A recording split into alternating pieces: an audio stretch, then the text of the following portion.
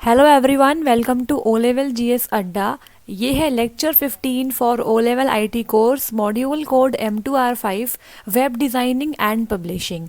सो इस particular video में हम बात करेंगे CSS फ्रेमवर्क चैप्टर के पार्ट 2 की।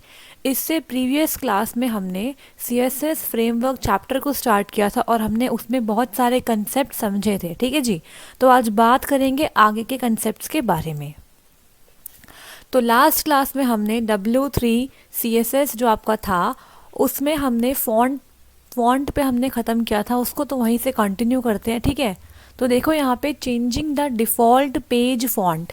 आप चाहो तो आपके पेज का जो डिफ़ॉल्ट फॉन्ट है उसे चेंज कर सकते हो। ठीक है, ये हम पढ़ रहे थे लास्ट क्लास में। तो यहाँ पे देखो, इन the head of your web page or in your style sheet after loading w3.css change the style of html and body। ठीक है, तो देखो हमने डिस्कस किया था लास्ट क्लास में कि हमें w3 css को इंक्लूड करना होता है अपने पर्टिकुलर html प्रोग्राम के अंदर। ठीक है, तो यहाँ पे देखो link rel is equal to style sheet, href में आपने लिंक दे दिया। उसके बाद स्टाइल टैग के अंदर आप चाहो तो आप डिफ़ॉल्ट फॉन्ट चेंज कर सकते हो। ठीक है, यहाँ पे देखो, यहाँ पे आपने HTML body H1 H2 H3 H4 H5 और H6 के लिए क्या किया, यहाँ पे फॉन्ट फैमिली को डिफाइन कर दिया। ठीक है, तो यहाँ पे कॉमिक, सेंस, MS, कर्सिव और सेंस सेरिफ, तो इस तरीके से भी आप डिफ़ॉल्ट पेज फॉन्ट को चेंज कर सकते हो। ठीक है, तो आपको बेसिकली क्या करना है, हेड सेक्शन के अंदर आपको चेंजेस करने हैं अपने स्टाइल को। ठीक है, अब देखो यहाँ पे next is w3.css external fonts making the web beautiful. With w3.css it is extremely easy to add new fonts to a web page। अभी तक हमने क्या किया था कि हमने जो ऑलरेडी डिफ़ॉल्ट फॉन्ट है उसको चेंज किया था। ठीक है, लेकिन यहाँ पे हम एक्सटर्नल फॉन्ट्स को भी ऐड कर सकते हैं जिससे कि हमारा वेब पेज और ब्यूटीफुल लगे। ठीक है, तो आप w3.css को यूज़ करके न्यू फॉन्ट्स को ऐड करवा सकते हो अपने वेब पेज पे। ठीक है, तो यहाँ पे देखो very easy to use only CSS and HTML। तो हम डिस्कस कर चुके हैं कि w3.css बेसिक स्टैंडर्ड CSS का ही यूज़ करता है। ठीक है, unlimited use of external font libraries like Google fonts. So w3.css का इस्तेमाल करके आप unlimited number of external fonts libraries का इस्तेमाल कर सकते हो, जैसे कि आपका Google fonts. Work in all modern browsers, और ये आपके हर एक मॉडर्न ब्राउज़र में वर्क करता है। ठीक है, आगे बढ़े। अब यहाँ देखो, हाँ जी, यूजिंग अ फॉन्ट क्लास, किस तरीके से आप फॉन्ट क्लास का इस्तेमाल कर सकते हो। देखो, making the web in the head of your web page और in your style sheet create a font class. तो एक्सटर्नल फॉन्ट्स को यूज़ करने के लिए आपको फॉन्ट क्लास को क्रिएट करना होता है। ठीक है, तो इसके लिए आप क्या करोगे, आप अपने वेब पेज के हेड में या फिर अपनी स्टाइल शीट के अंदर फॉन्ट क्लास को क्रिएट करोगे। कैसे करोगे, देखो, .w3 हाइफन माई फॉन्ट। ठीक है, सपोज आपकी क्लास का नाम क्या है, माई फॉन्ट। उसके बाद फॉन्ट फैमिली कॉलन आपने यहाँ पे कॉमिक, सेंस, MS, कर्सिव और सेंस सेरिफ को डिफाइन कर दिया। ठीक है, अब देखो, in the body of your web page use the font class name. अब क्या करोगे, आप अपने जो वेब पेज की बॉडी है वहाँ पे आप इस पर्टिकुलर फॉन्ट क्लास नेम को यूज़ कर सकते हो। ठीक है, तो देखो यहाँ पे क्या है, बॉडी में आपने क्या किया, P। ठीक है, P आपका पैराग्राफ था, इसकी आपने क्लास डिफाइन कर दी w3 माई फॉन्ट। ठीक है, तो जो क्लास आपने डॉट के साथ डिफाइन करी थी ऊपर, उसी का आप यहाँ यूज़ कर लोगे और यहाँ पे आपने टेक्स्ट लिखवाया मेकिंग द वेब। ठीक है, तो इस तरीके से आप फॉन्ट क्लास का नाम जो था उसको यूज़ करके भी अपने पेज में कहीं पर भी आप एक्सटर्नल फॉन्ट्स को ऐड करवा सकते हो। ठीक है, आगे देखते हैं। अब देखो, यूजिंग एक्सटर्नल फॉन्ट्स में ही देखो यहाँ पे क्या है, इन the head of your web page include an external font and give the font a class name. ठीक है, तो बेसिकली यहाँ पे वही चीज़ दोबारा लिखी हुई है कि आपने क्या किया है, अपने हेड सेक्शन में एक्सटर्नल फॉन्ट को इंक्लूड करने के लिए एक फॉन्ट क्लास बना दी है। ठीक है, तो यहाँ पे आपने क्या कर दिया, स्टाइल में देखो .w3 हाइफन टेंजराइन। ठीक है, फॉन्ट फैमिली आपने क्या, टेंजराइन और comma serif. Now in the body of your web page use the class name. ठीक है, तो आपने क्या किया, अपने बॉडी में क्लास नेम को यूज़ किया है। तो यहाँ पे दोनों के दोनों आपके जो फॉन्ट थे वो यहाँ पे अप्लाई हो जाएंगे। ठीक है, तो यहाँ पे देखो क्या हो गया है, बॉडी में P class is equal to W3 tangerine making the web beautiful. ठीक है, तो यहाँ पे इस तरीके से जो आपका टेक्स्ट है वो आपको दिखाई देगा आपके वेब पेज पे। ठीक है, तो फॉन्ट क्लास को क्रिएट करके भी आप एक्सटर्नल फॉन्ट्स को इंक्लूड करवा सकते हो, ये भी एक टाइप का तरीका होता है। ठीक है, नेक्स्ट इज W3.css टेक्स्ट की बात करते हैं यहाँ पे हम। ठीक है, now text alignment, the W3 left align and the W3 right align classes are use to align text. अगर आपको वेब पेज पे लिखा हुआ टेक्स्ट अलाइन करना है तो उसके लिए आप W3.css टेक्स्ट का यूज़ करोगे, और यहाँ पे दो क्लासेस है, W3 लेफ्ट अलाइन और W3 राइट अलाइन। ठीक है, इन दोनों क्लास का इस्तेमाल करके आप टेक्स्ट टू अलाइन कर सकते हो। अब यहाँ पे एग्जांपल देखो, div class is equal to codes में W3 कंटेनर, W3 बॉर्डर और W3 लार्ज। तो आपने यहाँ पे इस्तेमाल किया कंटेनर का, बॉर्डर का, और यहाँ पे लार्ज आपने कर दिया। ठीक है, तो यहाँ पे क्या हुआ, div class is equal to W3 left align. ठीक है, यहाँ पे जो आपने ये लिखा है लेफ्ट अलाइंड टेक्स्ट, इसके ऊपर आप लेफ्ट अलाइन टेक्स्ट करवाना चाहते हो, मतलब जो आपका टेक्स्ट है वो लेफ्ट अलाइनमेंट के साथ आ जाए ऑन द वेब पेज। ठीक है, आपने फिर यहाँ पे पी टैग को क्लोज किया और एंड में डिव को क्लोज कर दिया। ठीक है, नीचे आपने एक और डिव टैग बनाया, यहाँ पे आपने क्लास करा W3 राइट अलाइन। ठीक है, यहाँ पे आपने पी टैग को स्टार्ट किया राइट अलाइंड टेक्स्ट। तो ये वाला जो टेक्स्ट है राइट अलाइंड टेक्स्ट, ये राइट टाइप मतलब राइट जो आपका साइड है वहाँ पे अलाइनमेंट के साथ दिखाई देगा ऑन योर वेब पेज। ठीक है, इसके बाद पी टैग को बंद किया, डिव टैग को क्लोज किया, और फाइनली इस बड़े वाले जो आपका डिव टैग है इसको भी आपने क्लोज कर दिया। ठीक है, तो अब देखो आपने क्या किया, यहाँ पे हमने कंटेनर का इस्तेमाल किया है। हम पढ़ चुके हैं लास्ट क्लास में W3 कंटेनर क्लास।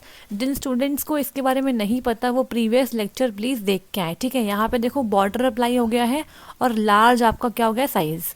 तो यहाँ पे क्या हो गया, लेफ्ट अलाइंड टेक्स्ट, तो आपका लेफ्ट साइड अलाइंड हो गया है, और राइट अलाइन टेक्स्ट आपका राइट साइड अलाइंड होके आ गया है। ठीक है, तो इस तरीके से आप W3 लेफ्ट अलाइन और W3 राइट अलाइन क्लास का यूज़ करते हैं। ठीक है, नेक्स्ट बात करते हैं सेंटरिंग एलिमेंट्स के बारे में। ठीक है, सेंटरिंग एलिमेंट्स क्या होता है, देखो the W3 centre class is use to centre align elements.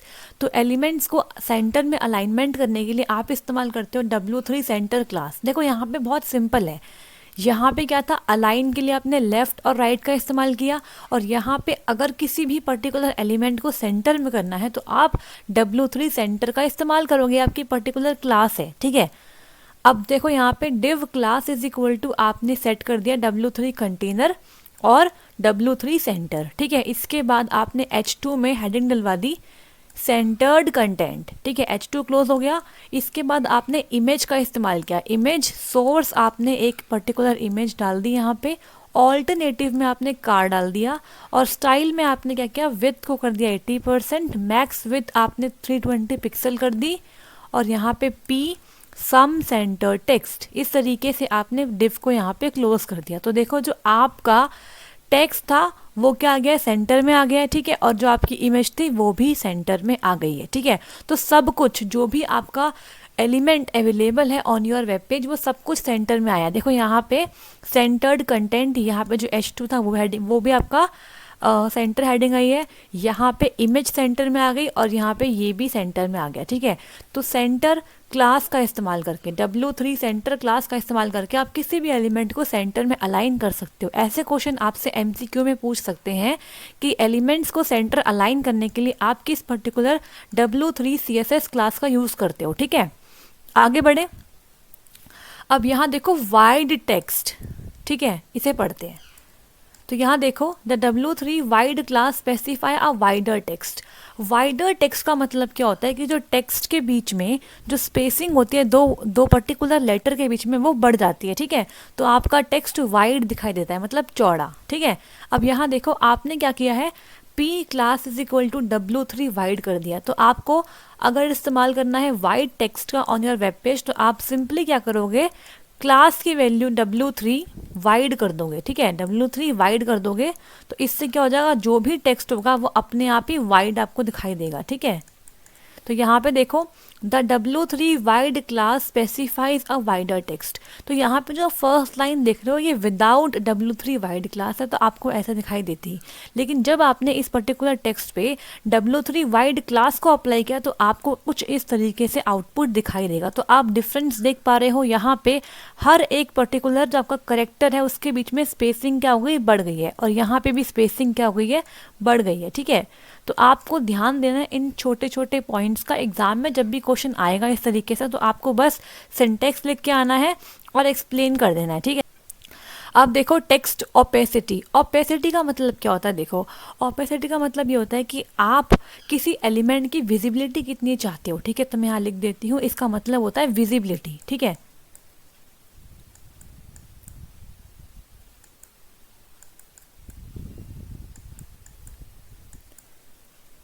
Visibility थोड़ा सा यहाँ पे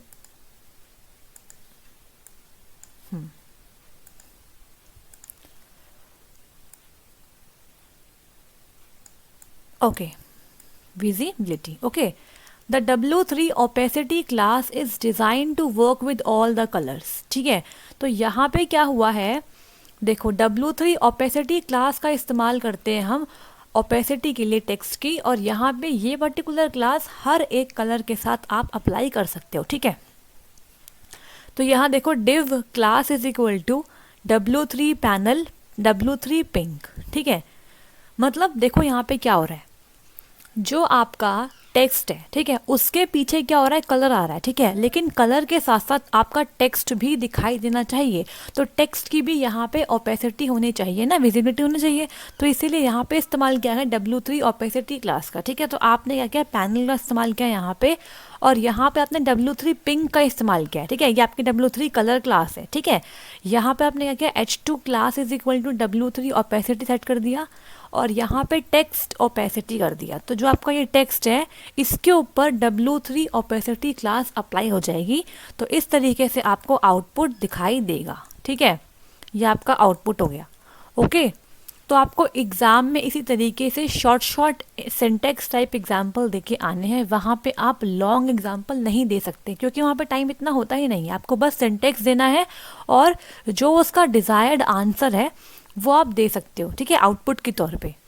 आगे बढ़ते हैं, यहाँ पे बात करते हैं टेक्स्ट की शेडो के बारे में, ठीक है। टेक्स्ट में आप शेडो भी लगा सकते हो using W3 CSS। The CSS3 text shadow property can be used to add shadow और ब्लर इफेक्ट्स टू टेक्स्ट, ठीक है। तो आप अगर चाहो तो आप अपने टेक्स्ट पे शेडो और ब्लर इफेक्ट्स को अप्लाई करवा सकते हो। देखो कैसे, यहाँ पे आपने इस्तेमाल किया है किसका, यहाँ पे आपने इस्तेमाल किया है टेक्स्ट शेडो प्रॉपर्टी का, ठीक है। तो देखो यहाँ पे H2 में आपने क्लास रखे W3 ब्लू, ये आपकी कलर हो गई। यहाँ पे स्टाइल में आपने क्या किया है, टेक्स्ट शेडो को आपने 1 पिक्सल 1 पिक्सल 0, ठीक है, और यहाँ पे #44 इसे बंद किया। यहाँ पे टेक्स्ट शेडो आपने लिख दिया और H2 को क्लोज कर दिया। तो यहाँ पे क्या हो गया है, जो आपका टेक्स्ट शेडो ये टेक्स्ट था ना, इसके ऊपर क्या हो गया, शेडो अप्लाई हो गई है, ठीक है। तो यहाँ पे शेडो अप्लाई हो गई है, ठीक है। तो देखो यहाँ पे देखो, आप देख पा रहे हो ये जो आपका टेक्स्ट है थोड़ा सा उभरा हुआ आप देख पा रहे हो, ठीक है। इसके पीछे ब्लैक कलर की क्या है, आपकी शेडो है। यहाँ पे आपने कलर को डिफाइन किया है, ठीक है, कि आपको कौन से कलर से शेडो चाहिए, ठीक है। तो इस तरीके से आप क्या करोगे, टेक्स्ट शेडो को भी अप्लाई कर सकते हो, ठीक है। सो अगर आपको ये वीडियो अच्छी लगी तो प्लीज़ लाइक कीजिए, शेयर कीजिए एंड सब्सक्राइब कीजिए ओ लेवल GS अड्डा यूट्यूब चैनल को। और आगे आने वाले वीडियोस के लिए आप बेल आइकन को हिट कीजिए, और टेलीग्राम पे हमसे जुड़ने के लिए आप इस दिए गए लिंक पे विजिट करें, और ये लिंक आपको मिल जाएगा डिस्क्रिप्शन बॉक्स में भी, ओके जी। नाउ नेक्स्ट बात करते हैं W3 CSS टेबल्स के बारे में। यहाँ से मैं बोलूँगी इम्पॉर्टेंट है, ठीक है, ये आपके लिए इम्पॉर्टेंट है। डायरेक्टली यहाँ से 5 से 7 मार्क्स का क्वेश्चन बन सकता है, ठीक है।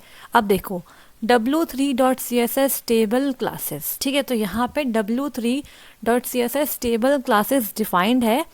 W3.CSS provides the following classes for table. तो अब हम इस पर्टिकुलर टेबल की मदद से देखेंगे कि कितनी टाइप ऑफ क्लासेस डिफाइंड है फॉर w3.css टेबल। ठीक है, तो यहाँ देखो फर्स्ट इज w3 टेबल। ठीक है, थोड़ा सा जूम कर लेते हैं ताकि आप देख पाओ। ओके, w3 टेबल, इस क्लास का क्या रोल है ये देखते हैं। हाँ जी, container for an HTML table. तो इस पर्टिकुलर क्लास का इस्तेमाल करके हम HTML टेबल को कंटेनर प्रोवाइड करा देते हैं। ठीक है, नेक्स्ट इज w3 स्ट्रिप्ड। ठीक है, w3 स्ट्रिप्ड मतलब स्ट्रिप्ड टेबल। अभी हम आगे स्लाइड्स में इन हर एक क्लास के लिए एग्जाम्पल को देखने वाले हैं। ठीक है, नेक्स्ट इज w3 बॉर्डर। तो यहाँ पे आप बॉर्डर प्रोवाइड करवा पाएंगे अपने टेबल को, so bordered table. Next is w3 bordered lines, जो लाइंस है वो भी बॉर्डर्ड हो जाएंगे। ठीक है, next is w3 centered table content. ठीक है, जो भी टेबल का कंटेंट है उसे सेंटर्ड करने के लिए आप इस्तेमाल करते हो w3 सेंटर्ड क्लास का। Next is w3 hoverable table. ठीक है, next is w3 table all property set.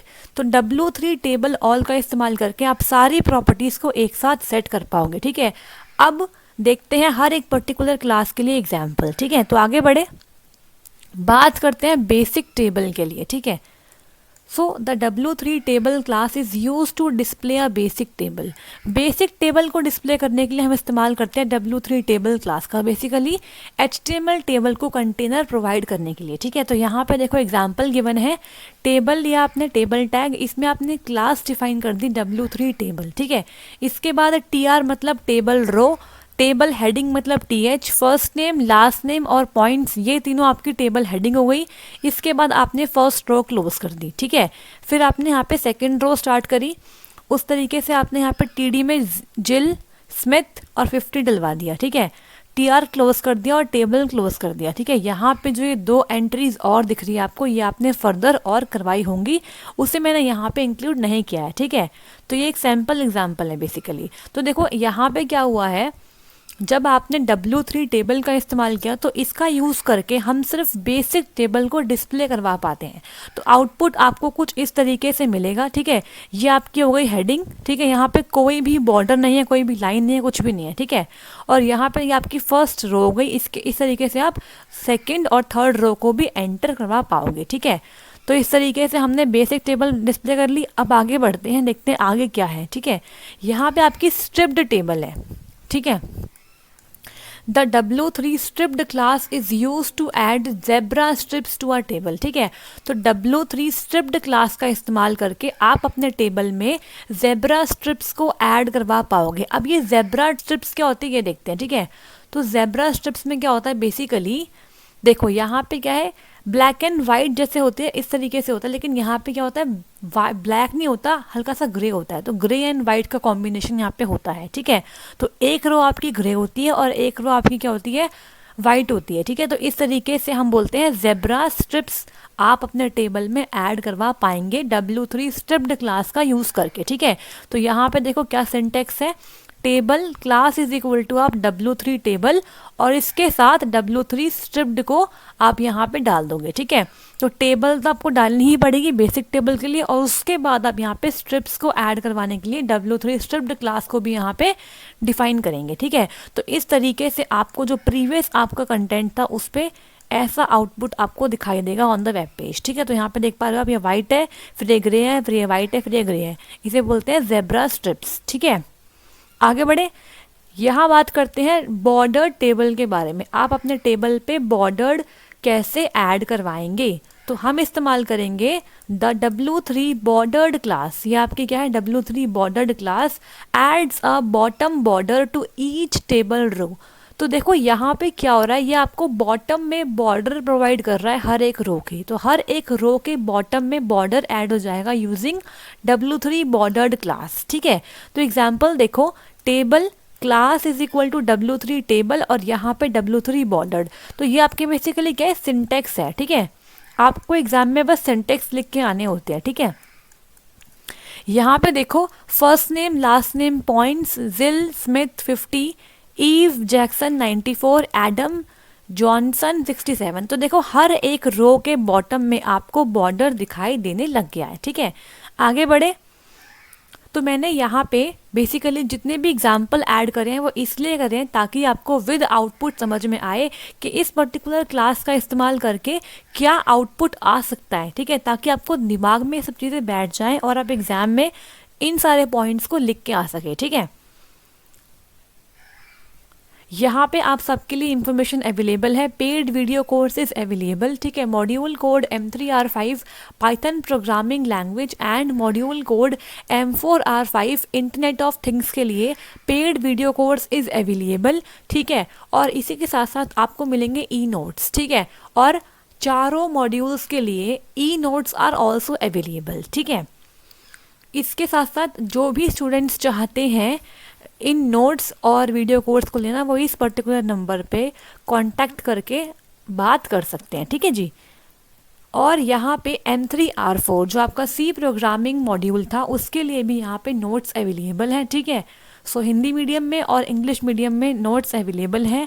आप इस दिए गए नंबर पे कांटेक्ट करके नोट्स को ले सकते हैं। ठीक है, और मैंने रिसेंटली एक वीडियो अपलोड करी है जिसके अंदर मैंने पूरा प्रोसेस एक्सप्लेन किया है कि किस तरीके से आप इस कम टाइम को यूटिलाइज करके हमारे नोट्स का फ़ायदा उठाकर अपने एग्ज़ाम को एक ही टाइम में, ठीक है, क्वालिफाई कर सकते हो। ओके, नेक्स्ट बात करते हैं स्ट्रिप्ड बॉर्डर टेबल के बारे में। ठीक है, तो यहाँ पे आपको अपना टेबल स्ट्रिप्ड भी चाहिए और बॉर्डर्ड भी चाहिए। ठीक है, तो देखो combine the W3 striped class and the W3 bordered class to create a striped bordered table. ठीक है, तो आप क्या करेंगे, कंबाइन कर देंगे W3 स्ट्रिप्ड क्लास को और W3 बॉर्डर्ड क्लास को ताकि आप एक स्ट्रिप्ड बॉर्डर टेबल क्रिएट कर पाए। ठीक है, तो बेसिकली यहाँ इसका सिंटेक्स क्या होने वाला है, टेबल में क्लास की वैल्यू आप सेट करोगे W3 टेबल। ठीक है, टेबल के लिए W3 स्ट्रिप्ड ज़ेब्रा स्ट्रिप्स के लिए और यहाँ पे W3 बॉर्डर्ड बॉर्डर के लिए। ठीक है, तो यहाँ पे आप आउटपुट देख पा रहे हो। देखो यहाँ पे क्या हो रहा है,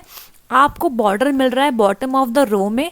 ठीक है, और यहाँ पे आपको ज़ेब्रा स्ट्रिप्स मिल रही है। ठीक है, तो इस तरीके से हमने स्ट्रिप्ड बॉर्डर्ड टेबल को क्रिएट कर लिया। ठीक है, तो आपसे पता है एग्जाम में क्या पूछेंगे कि आप different type of W3 CSS table classes बताइए। ठीक है, तो आपको हर एक क्लास को डिफाइन करना होगा इस तरीके से विद सिंटेक्स, और अगर टाइम हो तो आप आउटपुट भी दे सकते हो। ठीक है, वैसे नीड नहीं है आउटपुट देने की। ठीक है, ये आपके समझाने के लिए मैं ऐड करती हूँ ताकि आपकी अंडरस्टैंडिंग और बढ़ जाए। ठीक है, आगे बात करते हैं बॉर्डर अराउंड अ टेबल। अगर आपको पूरे टेबल के अराउंड बॉर्डर चाहिए तो उसके लिए आप क्या करेंगे, the W3 border class is use to display a border around a table. अगर आप चाहते हो आपके टेबल के अराउंड एक बॉर्डर आ जाए तो उसके लिए आप इस्तेमाल करोगे W3 बॉर्डर क्लास। अब यहाँ पर डिफरेंस समझो, यहाँ पे आप यूज़ कर रहे थे W3 बॉर्डर्ड का, बॉर्डर्ड फॉर बॉटम में, मतलब जो आपकी हर रो है हर रो के बॉटम में आपको बॉर्डर मिल जाए। ठीक है, तो यहाँ पे आपको टेबल के अराउंड चाहिए बॉर्डर, तो इसके लिए आप इस्तेमाल करोगे table class is equal to W3 table, W3 striped और W3 बॉर्डर। यहाँ पे बॉर्डर्ड नहीं है, बॉर्डर है। ठीक है, तो देखो आपको दिख रहा होगा आउटपुट में क्या आया, ये आपका आउटपुट हो गया। यहाँ पे देखो first name last name points. ठीक है, ये आपके हो गए हेडिंग्स। इसके बाद जो आपकी कंटेंट वो आपके आ गए। इसके बाद देखो यहाँ पे स्ट्रिप्स तो है ही, वाइट ग्रे स्ट्रिप बन गई। और यहाँ पे जो बॉर्डर अब की बार है ना वो पूरे टेबल के अराउंड है, रो के बॉटम में बॉर्डर यहाँ पे नहीं है, लेकिन अगर आप चाहो तो वो भी डलवा सकते हो। ठीक है, अब यहाँ देखो वो आ गया ना, सेंटरिंग ऑल द कंटेंट। यहाँ पे देखो सेंटरिंग ऑल द कंटेंट, आप कंटेंट को भी सेंटर करवा सकते हो। ठीक है, the W3 centered class centres the content of the table. तो देखो यहाँ पे आपको क्या मिल रहा था कि जो भी आपका कंटेंट था वो एकदम लेफ्ट साइड से आ रहा था। ठीक है, लेकिन यहाँ पे क्या हुआ, आपका सारा कंटेंट क्या हो गया, सेंटर्ड हो गया। ठीक है, तो आप दोनों आउटपुट में डिफरेंस देख पा रहे हो। ठीक है, अब देखो यहाँ पे आप क्या करोगे, सेंटरिंग ऑल कंटेंट के लिए टेबल क्लास की वैल्यू आप सेट करोगे W3 टेबल ऑल। ठीक है, और W3 सेंटर्ड। ठीक है, तो ये पूरा एक ही है। ठीक है, W3 टेबल W3 सेंटर्ड। इस तरीके से आप अपने टेबल के कंटेंट को क्या करवा पाओगे, सेंटर्ड करवा पाओगे। ठीक है जी, तो यहाँ पे ये आपका हो गया आउटपुट।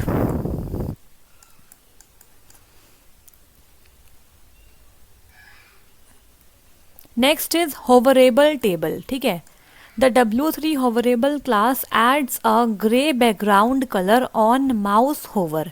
तो यहाँ पे क्या है, W3 होवरेबल क्लास का इस्तेमाल करके क्या होता है कि जैसे ही आपने माउस को ओवर किया अपने टेबल पे, ठीक है, तो आपको ग्रे कलर का बैकग्राउंड कलर दिखाई देने लग जाएगा, ठीक है। जैसे ही आप माउस को लेके आओगे अपने टेबल के ऊपर जो आपके वेब पेज पर डिस्प्ले हो रहा है, वहाँ पे आते ही क्या हो जाएगा, आपके सामने ग्रे कलर का बैकग्राउंड आपका वहाँ पे ऐड हो जाएगा, ठीक है। तो होवरेबल का मतलब होता है माउस के आने पे, माउस के होवर होने पे कुछ एक्शन परफॉर्म करना, ठीक है। तो table class is equal to W3 table all, ठीक है। यहाँ पे W3 होवरेबल, ठीक है। तो पूरे टेबल के लिए है ना ये, तो W3 होवरेबल, ठीक है। तो आउटपुट आपको ऐसे मिलेगा, यहाँ पे आप देख पा रहे हो ग्रे कलर का बैकग्राउंड आपको दिख रहा होगा, ठीक है। आगे बढ़े, अब यहाँ बात करते हैं W3.css लिस्ट के बारे में, ठीक है। ये भी इम्पॉर्टेंट है, यहाँ से भी क्वेश्चन बन सकता है, ठीक है। तो यहाँ पे देखो 12 टाइप की अलग अलग क्लासेस है W3.css लिस्ट में, ठीक है। देखो यहाँ पे W3.css can be use to display different type of list using various style over W3 UL। तो यहाँ पे हम बात कर रहे हैं W3 UL मतलब अनऑर्डर्ड लिस्ट की, ठीक है। तो यहाँ पे डिफरेंट क्या है आपकी क्लासेस है, ताकि आप डिफरेंट टाइप ऑफ लिस्ट को जो अलग अलग स्टाइल्स में होती है उसे यूज़ कर सको ऑर्डर्ड लिस्ट के साथ, ठीक है। तो यहाँ पे देखो फर्स्ट क्या है, W3 UL represents a basic list without any border. तो एक बेसिक सी अनऑर्डर्ड लिस्ट के लिए जिसमें कोई बॉर्डर ना हो, उसके लिए आप इस्तेमाल करोगे W3 UL क्लास का। Next is W3 striped displays a striped list, ठीक है। Next is W3 bordered draw a list with border across rows. Rows के अक्रॉस आपको बॉर्डर चाहिए, तो इसके लिए आप इस्तेमाल करो इसका W3 बॉर्डर्ड का, जैसे कि टेबल में था वैसे ही है यहाँ पे भी, ठीक है। Next is W3 border drawers a list with the border, ठीक है, पूरी लिस्ट को बॉर्डर के साथ डिस्प्ले करेगा ये, ठीक है। Next is W3 card draws a list as a card. जिस तरीके से कार्ड होता है ना, उस तरीके से आपको अगर लिस्ट चाहते हो आप तो ऐसे आ जाए, तो उसके लिए आप W3 कार्ड क्लास का यूज़ करोगे, ठीक है। Next is W3 tiny drawers a list with very small font. बहुत स्मॉल फॉन्ट के साथ आपको लिस्ट दिखाई देगी। W3 small drawers a list with the small font. Tiny से थोड़ा बड़ा फॉन्ट यहाँ पे आएगा, ठीक है। 8th देखो W3 large drawers a list with large font, ठीक है। W3 x large drawers a list with the extra large font. Large extra large हम पढ़ चुके हैं प्रीवियस क्लास में। Next is W3 XX large मतलब एक्स्ट्रा एक्स्ट्रा लार्ज, यहाँ पे सिर्फ एक्स्ट्रा था, यहाँ पे एक्स्ट्रा एक्स्ट्रा लार्ज है, ठीक है। तो यहाँ पे देखो draws a list with very extra large font, ठीक है जी। यहाँ पे देखो W3 XXX लार्ज मतलब draws a list with very high extra large font. और last W3 jumbo draws a list with jumbo large font, सबसे बड़ा फॉन्ट आपका यहाँ पे दिखाई देगा, ठीक है। तो हम फॉन्ट में जंबो को पढ़ चुके हैं पहले भी, W3 जंबो, ठीक है। आगे बढ़े, यहाँ पे बात करते हैं एग्जाम्पल की। सो W3.css लिस्ट का मैंने यहाँ पे कंप्लीट एग्जाम्पल ऐड किया है, ठीक है। यहाँ पे देखिए HTML हेड टाइटल में the W3.css list title close, meta name is equal to viewport, content is equal to width is equal to device width, ठीक है। Initial scale is equal to 1, फिर link REL is equal to style sheet. href में आपने link डलवा दिया और यहाँ पे आपने हेड को क्लोज कर दिया, ठीक है। इसके बाद आपने क्या किया, यहाँ पे body class is equal to W3 container आपने सेट करा दिया। फिर आपने H2 में लिस्ट डेमो यहाँ पे लिखवा दिया और यहाँ पे आपने HR का यूज़ किया मतलब हॉरिजॉन्टल लाइन के लिए, ठीक है। इसके बाद H3 आपका हो गया एक अलग हेडिंग, सिंपल लिस्ट, यहाँ पे आपने हेडिंग डलवाई है। इसके बाद UL देखो, UL क्लास की वैल्यू आपने W3 UL कर दी, मतलब अनऑर्डर्ड लिस्ट में आपने क्लास की वैल्यू W3 UL कर दी। तो ये आपकी बिल्कुल सिंपल लिस्ट आएगी विदाउट एनी बॉर्डर। तो यहाँ पे LI मतलब लिस्ट आइटम का इस्तेमाल करके आपने 3 आइटम ऐड करवाया, महेश, पराशर, राहुल शर्मा एंड मोहन सूद। इसके बाद आपने UL को क्लोज कर दिया। फिर आपने एक और हेडिंग यहाँ पे डलवा दी, स्ट्रिप्ड लिस्ट विद बॉर्डर्स। ठीक है, तो स्ट्रिप्ड भी होगी आपकी लिस्ट और बॉर्डर्स भी होंगे। फिर आपने यहाँ पे UL में क्लास की वैल्यू को W3 UL किया, W3 स्ट्रिप्ड किया, W3 बॉर्डर्ड किया और W3 बॉर्डर भी कर दिया। ठीक है, तो इन सारी वैल्यूज़ को आपने यहाँ पे डलवाया। इसके बाद आपने सेम ही लिस्ट यहाँ पे आइटम्स डलवा दिए। ठीक है, महेश, पराशर, राहुल शर्मा और मोहन सूद, तो बिल्कुल सेम ही है। फिर से क्लोज करा, फिर नेक्स्ट हेडिंग डलवा दी, लिस्ट एज कार्ड। आप अपने लिस्ट को कार्ड की तरह डिस्प्ले करवाना चाहते हो। ठीक है, तो यहाँ पे क्या होता है, UL में आपने क्लास की वैल्यू W3 UL करी और W3 कार्ड 4 कर दिया। ठीक है, इसके बाद आपने यहाँ पे लिस्ट आइटम डलवा दिए। फिर आपने एंड में एक और हेडिंग डलवा दी, list with very small font. List जिसके पास बहुत ही स्मॉल फॉन्ट हो, तो यहाँ पे आपने UL class is equal to W3 UL और W3 टाइनी डलवा दिया और फिर लिस्ट आइटम डलवा दिए और इस UL को यहाँ पे क्लोज किया, बॉडी क्लोज करी और सबसे एंड में HTML को भी क्लोज कर दिया। ठीक है, तो ये आपका हो गया पूरा एग्जाम्पल। तो आप एग्जाम में ऐसा कर सकते हो कि आपने पहले W3.css लिस्ट को यहाँ बता दिया, उसके क्या क्या टाइप्स है।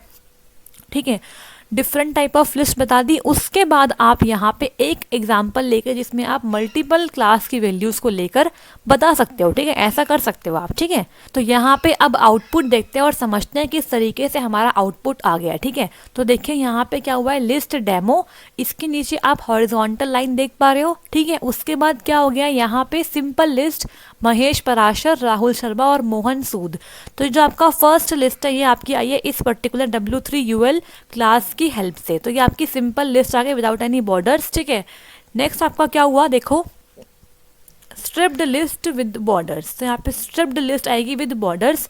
तो यहाँ पे देखो क्या मिलने वाला है आउटपुट में, देखो यहाँ पे आपकी रोज में भी क्या है, आपके बॉर्डर्स है और पूरे आपकी लिस्ट में क्या है, बॉर्डर है। ठीक है, तो इस तरीके से आप देख पा रहे हो यहाँ पे डिफरेंस। ओके, और यहाँ पे आपको स्ट्रिप्ड भी मिल रही है। ठीक है, स्ट्रिप्स आ गई ना अलग अलग, तो ये स्ट्रिप्स है अलग अलग। ठीक है, next is list as card था आपका। ठीक है, तो लिस्ट एज कार्ड में क्या हुआ, देखो यहाँ पे आप देख पा रहे हो ये आपकी जो लिस्ट है ना, ये आपको उभरी हुई दिख रही है। जैसे आपका कार्ड होता है ना, तो मैंने लिखा है यहाँ पे the W3 card class makes the list look like a card. जिस तरीके से आपका कोई कार्ड होता है, ठीक है, जो कार्ड हम यूज़ करते हैं नॉर्मली, उस तरीके से ये कार्ड की तरह 3D शेप में आपको लिस्ट दिखा रहा है। ठीक है, यहाँ पे आप यहाँ पे थोड़ा सा 3D इफेक्ट देख पा रहे होंगे। ठीक है, ओके जी। अब नेक्स्ट बात करते हैं list with very small font. तो यहाँ पे देखो as compare to these font, ये वाले फॉन्ट क्या है, छोटे हैं। ठीक है, तो इस तरीके से अलग अलग वैल्यूज़ का इस्तेमाल करके आप अपनी लिस्ट को डिफरेंट स्टाइल प्रोवाइड कर पाओगे। ठीक है, तो आई होप सो आपको ये वाला एग्जाम्पल समझ में आया होगा। अगर कोई डाउट आता है तो कमेंट बॉक्स में जाके आप कमेंट को पोस्ट करिए, वहाँ पे आपके डाउट्स का सारे आंसर्स मिल जाएंगे। ठीक है जी। नेक्स्ट बात करते हैं W3 CSS इमेजेस के बारे में। ठीक है, so W3 CSS provides options to display images in beautiful and interesting ways using W3 image as the main class. ठीक है, तो W3 CSS प्रोवाइड करते हैं display options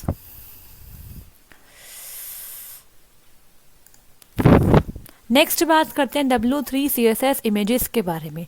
W3 CSS provides options to display images in beautiful and interesting ways using W3 image as the main class. तो W3 CSS आपको provide करता है various option कि आप अपने इमेजेस को ब्यूटीफुल और इंटरेस्टिंग मैनर में डिस्प्ले कर सकते हो using W3 image as the main class. ठीक है, तो यहाँ पे आप टेबल देख पा रहे हो, यहाँ पे डिफरेंट क्लासेस है एंड उनके डिस्क्रिप्शन है। ठीक है, तो यहाँ फर्स्ट देखते हैं क्या है, W3 image represents a basic styled image without any border. अगर आप अपनी इमेज को बेसिक स्टाइलिंग के साथ विदाउट एनी बॉर्डर रिप्रेजेंट करवाना चाहते हो तो उसके लिए आप W3 इमेज क्लास का यूज़ करोगे। Next is W3 circle.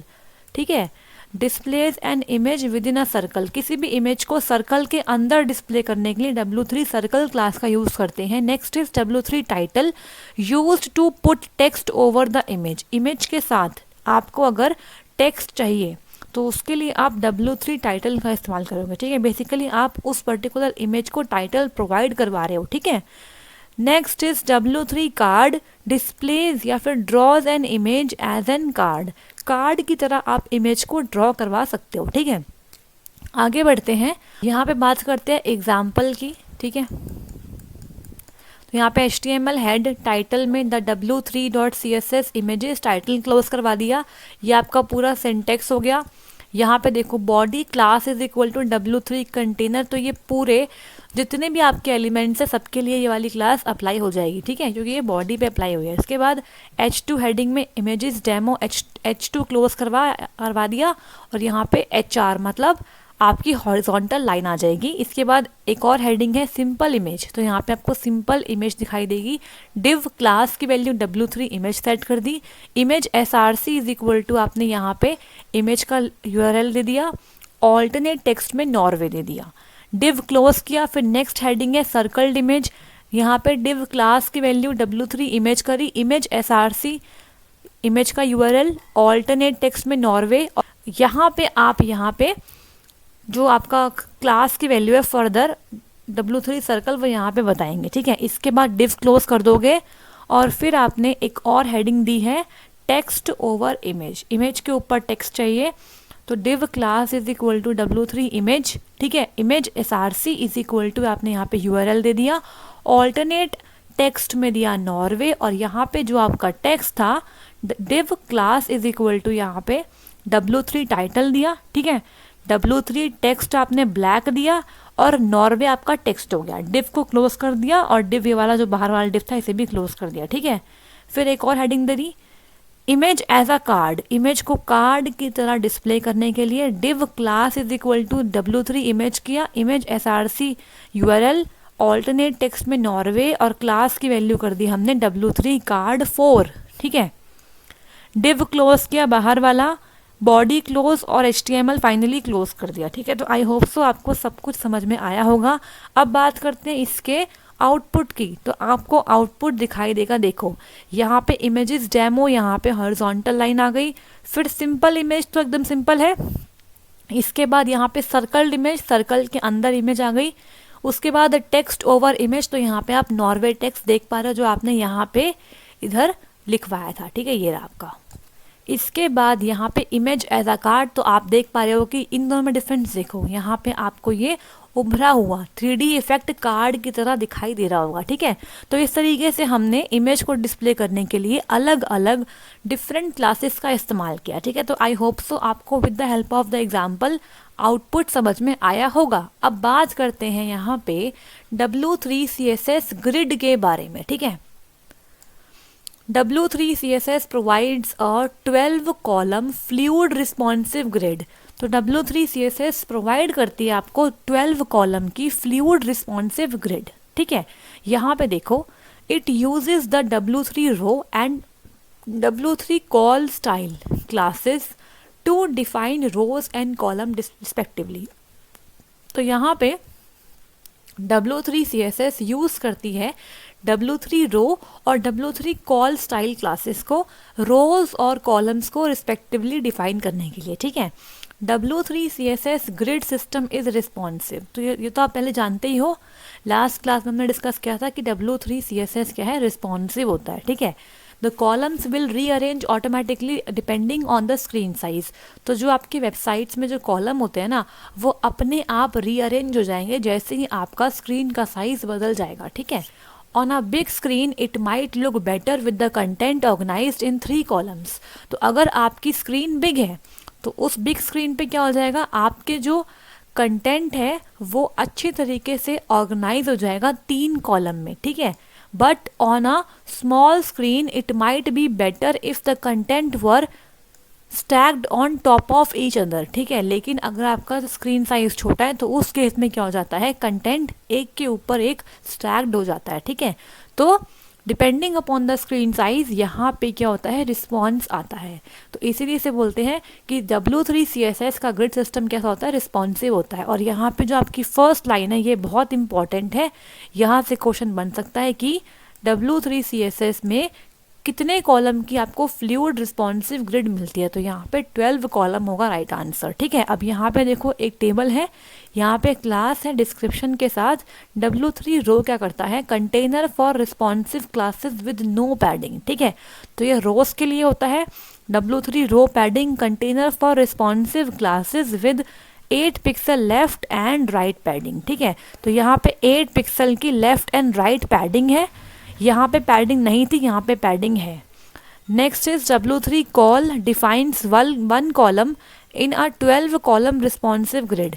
तो 12 कॉलम की रिस्पॉन्सिव ग्रिड में एक कॉलम को डिफाइन करने के लिए W3 कॉल का आप यूज़ करते हो। ठीक है, W3 कॉल हैज़ सेवरल सब classes meant for different type of screen. अब W3 कॉल जो आपकी क्लास है इसकी फर्दर क्या है, और भी सब क्लासेज होती हैं depending upon the different type of the screen. ठीक है, तो अब हम देखेंगे कि W3 कॉल की सब क्लासेस कौन कौन सी होती हैं। ठीक है, तो देखो पहला आपका है columns for small screen devices. ठीक है, तो कॉलम है यहाँ पे स्मॉल स्क्रीन डिवाइसेस के लिए। तो here is the list of column level styles for small screen devices, जैसे कि आपके स्मार्टफोन्स हो गए। ठीक है, तो यहाँ पे देखो ये आपकी है 1 2 3 4 5 क्लासेस है, सब क्लासेस ऑफ W3 कॉल। ठीक है, तो first is S1 defines one of the 12 column with width as 08.33, मतलब 8.33% एक कॉलम की आपने विथ डिफाइन करी है। ठीक है, अगर आपने S1 का इस्तेमाल किया है तो। अगर आप यूज़ करते हो S2 का तो define 2 of the 12 columns with width as 16.66, तो 12 कॉलम में से 2 कॉलम की विथ को डिफाइन किया है आपने 16.66 with the help of the S2 class. ठीक है, अब बात करते हैं S3 की। Defines 3 of 12 columns with the width as 25%। ठीक है, तो यहाँ पे 3 कॉलम के लिए 25% के साथ आपको विथ मिलेंगी। Next is S4 defines 4 of the 12 column with width as 33.33 and last is S12 defines 12 of 12 columns. ठीक है, तो देखो यहाँ पे जो नंबर है ना 1 2 3 4, ये नंबर ऑफ कॉलम बता रहा है कि 1 12 में से, 2 12 में से, 3 12 में से और 4 12 में से इनको क्या विथ मिलेगी अकॉर्डिंग टू द स्क्रीन। ठीक है, और S का मतलब यहाँ पे स्मॉल है। ठीक है, स्मॉल डिवाइस के लिए। अब यहाँ देखो लास्ट आपका S12 था, मतलब 12 की 12 कॉलम्स को आपने 100% विथ के साथ यहाँ पे डिफाइन किया है, और ये आपकी होती है default class for the small screen phones. Most important question यहाँ से क्वेश्चन बन सकता है आपका। ठीक है, कि ये आपका होता है डिफ़ॉल्ट क्लास होती है स्मॉल स्क्रीन फोन्स के लिए। ठीक है, S12 is the default class for small screen devices. Okay, और यहाँ पे 100% विथ रहती है हर एक कॉलम के लिए। ठीक है, आगे बढ़ते हैं और बात करते हैं column for medium screen devices.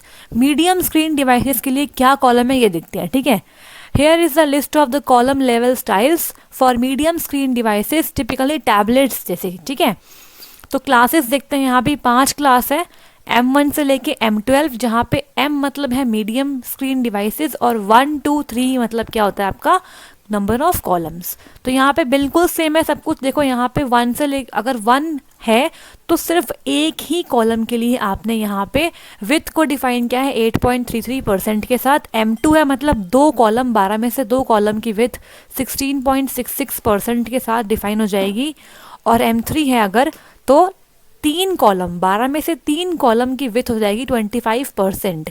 4 का मतलब क्या है कि defines 4 of the 12 columns with the with 33.33% and M12 का मतलब क्या होता है कि 12 की 12 कॉलम्स की विथ 100% रहेगी, और ये आपका डिफ़ॉल्ट क्लास होता है आपके मीडियम स्क्रीन फोन्स या फिर टैबलेट्स के लिए। तो ये भी आपका हो गया इंपॉर्टेंट क्वेश्चन। ठीक है,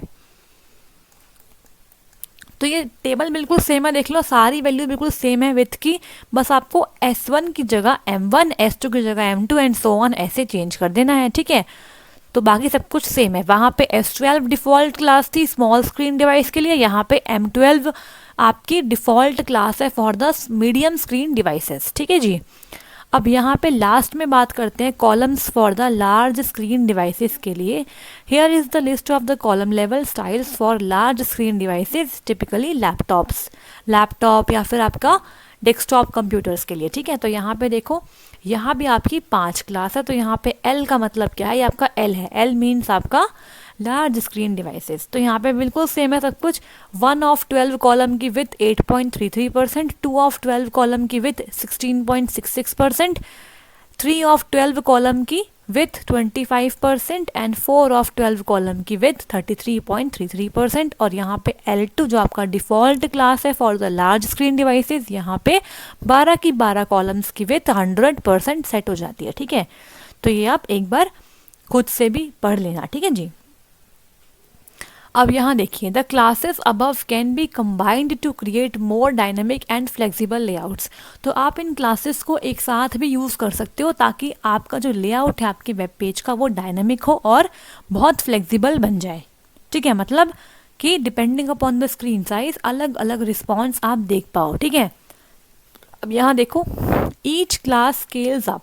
So if you wish to set the same width for the small, medium and the large screen, you need only to specify the small class। ठीक है, तो यहाँ पे क्या है, हर एक क्लास क्या होती है, स्केल अप होती है। तो अगर आपको सेम विथ चाहिए, ठीक है, स्मॉल के लिए, मीडियम के लिए और लार्ज के लिए, तो आप यहाँ पे स्मॉल क्लास को स्पेसिफाई कर दो, बाकी सब कुछ सेम हो जाता है। ठीक है, यहाँ देखो, and if you want the same width on medium and large screen, you need only to specify the medium class. ठीक है, और अगर आपको सिर्फ और सिर्फ सेम विथ चाहिए मीडियम और लार्ज पे, तो आपको मीडियम क्लास के लिए स्पेसिफाई करना होगा। ठीक है, मतलब अगर स्मॉल पे करोगे तो वो मीडियम पे भी रहेगी, लार्ज पे भी रहेगी। अगर मीडियम पे करोगे तो वो मीडियम और लार्ज पे रहेगी, अपने पे और अपने से ऊपर में जाके वो स्केल अप हो जाती है। ठीक है, However, if you only use medium and or large classes, the width is always transformed to 100% on the small screens। ठीक है, तो यहाँ लिखा है अगर आपने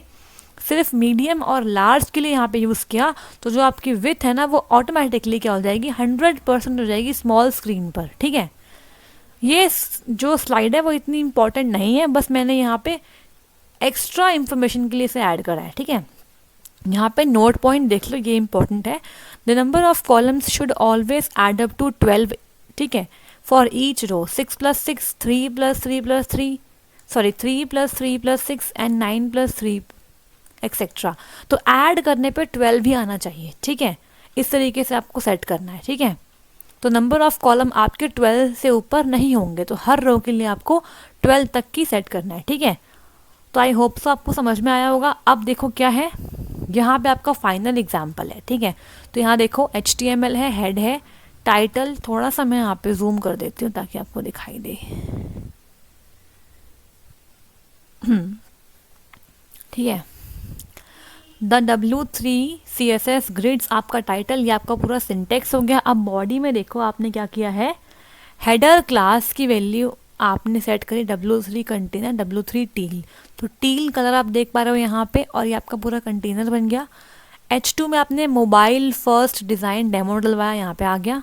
ठीक है, फिर आपने पैराग्राफ यूज़ किया है W3 लार्ज के साथ, resize the window to see the effect, तो आपने यहाँ पे इसको देख पाया। ठीक है, अब आपने हेडर को क्लोज कर दिया, तो आपका पूरा हेडर था, देखो एज अ हेडर यहाँ पे ऐड हो गया।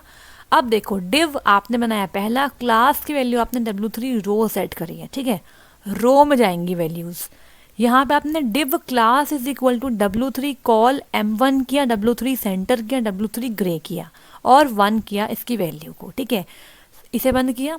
Next div class is equal to W3 col M1, W3 center 2 किया। तो आप यहाँ देख पा रहे हो, यहाँ पे एक जगह तो ग्रे है, एक जगह वाइट है। ग्रे वाइट का कॉम्बिनेशन स्ट्रिप्स बन गए यहाँ पे भी, क्योंकि आपने यहाँ पे ग्रे दिया, यहाँ पे नहीं दिया, यहाँ पे दिया, यहाँ पे नहीं दिया। ठीक है, इस तरीके से क्या है, सेंटर में आपका टेक्स्ट आ रहा है और यहाँ पे M1 के लिए आपने डिफाइन किया है, मतलब मीडियम स्क्रीन साइज के लिए। ठीक है, ये किया आपने। अब देखो यहाँ पे आपने फिर एक और क्लास बनाई है, यहाँ पे फिर से देखो, यहाँ पे 1 2 3 4 बनाया, उसके बाद 5 6 7 8 एंड फिर 9 10 11 और 12। ठीक है, इसके बाद आपने डिव को फाइनली क्लोज कर दिया। ठीक है, तो आपकी पहली रो में क्या हुआ है, ये सारी वैल्यू आ गई है कॉलम वाइज। ठीक है, अब यहाँ पे आपने दूसरी रो को डिफाइन किया, div class is equal to W3 col किया, कंटेनर लगाया, M4 किया, यहाँ पे L3 किया और W3 येलो कर दिया। ठीक है, यहाँ पे आपने क्या किया है, this text will use 12 columns on a small screen, 4 on a medium screen and 3 on a large screen. तो देखो यहाँ पे हमने क्या किया है, M के लिए 4 बोला है, L के लिए 3 बोला है, तो मैंने यहाँ पे बताया था आपको, अगर आप सिर्फ और सिर्फ मीडियम और लार्ज के लिए विथ को स्पेसिफाई करोगे तो अपने आप बाय डिफ़ॉल्ट स्मॉल स्क्रीन के लिए 100% हो जाएगा। ठीक है, तो वही यहाँ पे हो गया। आपने यहाँ पे M4 और L3 किया था, आपने S के लिए कुछ डिफाइन नहीं किया, तो यहाँ पे लिखा गया। तो यहाँ पे मैंने लिख दिया ऐसा टेक्स्ट कि भाई जो ये टेक्स्ट होगा ना वो 12 कॉलम लेगा आपकी स्मॉल स्क्रीन, मतलब पूरी 100% विथ ले लेगा, और मीडियम स्क्रीन पे लेगा 4 और 3 कॉलम लेगा वो आपके लार्ज स्क्रीन पे जो आपने डिफाइन किया। ठीक है, और येलो कलर आपने यहाँ पे लगाया था, इसलिए इसके बैकग्राउंड में येलो कलर आ गया। ठीक है, इसके बाद लास्ट में आपने यहाँ पे एक और कॉलम है, यहाँ पे देखो, यहाँ पे एक और रो है ना आपकी, फर्स्ट रो आपकी ये रही, दूसरा रो आपकी ये रही, यहाँ पे एक कॉलम, यहाँ पे दूसरा कॉलम। यहाँ पे क्या है, W3 कॉल है, W3 कंटेनर, S4 किया, M8 किया और L9 किया। इसका मतलब क्या है, जो ये टेक्स्ट है will use 4 column on a small screen. ठीक है, स्मॉल स्क्रीन पे 4 कॉलम यूज़ करेगा, मीडियम स्क्रीन पे 8 कॉलम यूज़ करेगा और लार्ज स्क्रीन पे 9 कॉलम यूज़ कर लेगा। उसके बाद आपने इस वाली जो रो थी आपकी, इसे आपने डिव को क्लोज कर दिया, फिर आपने एक और डिव क्लोज करा जो ये वाला है बाहर वाला, और फिर बॉडी क्लोज करी और फिर HTML को फाइनली क्लोज कर दिया। तो इस तरीके से आपने देखा कि ग्रिड का इस्तेमाल करके आप किस तरीके से according to the device size अपने टेक्स्ट को आप दिखा सकते हो। ठीक है, आप अपने according number of columns define कर सकते हो अलग अलग स्क्रीन साइज ऑफ डिवाइसेस के लिए। ठीक है जी, तो आई होप सो आपको आज की क्लास समझ में आई होगी। देखो W3 CSS आपका डिफरेंट टॉपिक है। ठीक है, तो इसको समझने के लिए आपको थोड़ा और ध्यान देना पड़ेगा। दोनों क्लासेस देखो और उसके बाद कोई डाउट आता है तो कमेंट बॉक्स में जाके कमेंट पोस्ट कर दीजिए, वहाँ पे आपके रिप्लाई मिल जाएंगे। ठीक है जी, so thank you so much. अब नेक्स्ट क्लास में हम स्टार्ट करने वाले हैं जावास्क्रिप्ट को। ठीक है, तो अगर आपको ये क्लास पसंद आई तो प्लीज़ लाइक कीजिए इस क्लास को, शेयर कीजिए अपने फ्रेंड्स के साथ और सब्सक्राइब कीजिए O Level GS अड्डा यूट्यूब चैनल को, और आगे आने वाली वीडियोज़ के लिए आप बेल आइकन को हिट करिए। ठीक है, और टेलीग्राम पे हमसे जुड़ने के लिए आप इस दिए गए लिंक पे विजिट करिए, और ये लिंक आपको मिल जाएगा डिस्क्रिप्शन बॉक्स में भी। तो अपनी तैयारी कंटिन्यू रखिए। ठीक है, ऑल द बेस्ट, मिलते हैं नेक्स्ट वीडियो में। Thank you.